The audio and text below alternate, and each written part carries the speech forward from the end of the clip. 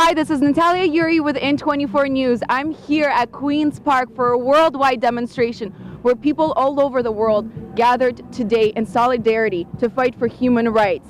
Let's take a look at what's happening today everywhere. You came for our jobs, to drain our savings and our ability to provide for ourselves and our loved ones. You came for our small businesses, to remove competition and our option to shop where our innate God-given rights and freedoms will be honored. Oh, so you can turn and strong-arm us into accepting your bondage passports and your one world centralized digital currency. You came for our children, gagged and mentally shackled, putting them into a continuous state of fear, thinking they might kill their loved ones just by breathing. Brainwashing them to believe a life of bondage. Okay, tell me, why are you here today? I'm here today for my kids, I think most, as number one. I have an 11-year-old and I have an unborn child at this point. My girlfriend is 5 months pregnant. Seeing what children have to go through and the lives they're having to live and the fear they're having to live, I think is my biggest thing to be here.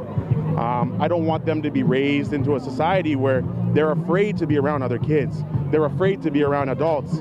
We have our adults telling the kids that they have to wear masks. They have to fear a virus that's not killing them. So they're fearing fear itself. And I think that's my number one reason for being here. It's just my kids.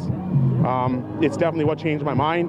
I was at the park the other day and my son was on the equipment and the little girl was too afraid to go up on the equipment and play with him because he didn't have a mask, she didn't have a mask, and her parents have told her that she can't play with that kid. So that would be my number one reason for being here. And what have you told them in the last 12 months about what has been happening in the world? How have you calmed down their fear or explained to them what this lockdown pandemic has been? I think first I told him is that he is able to make his own decision.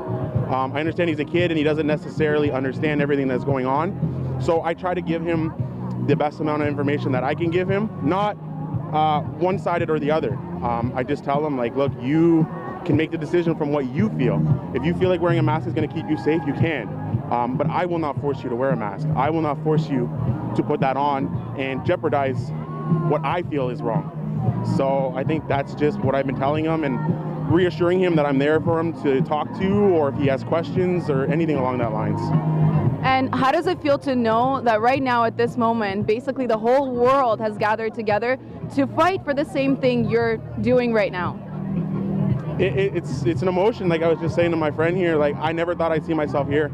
I never thought I would be standing here at Queen's Park fighting for all our beliefs and all our freedoms, and it's unreal.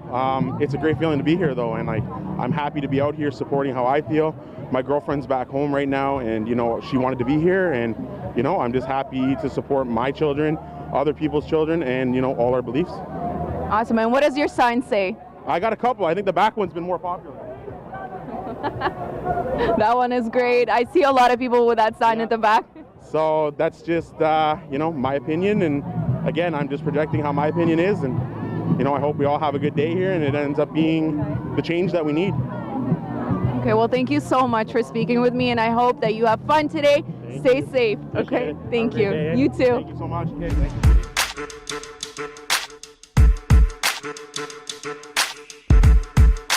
you.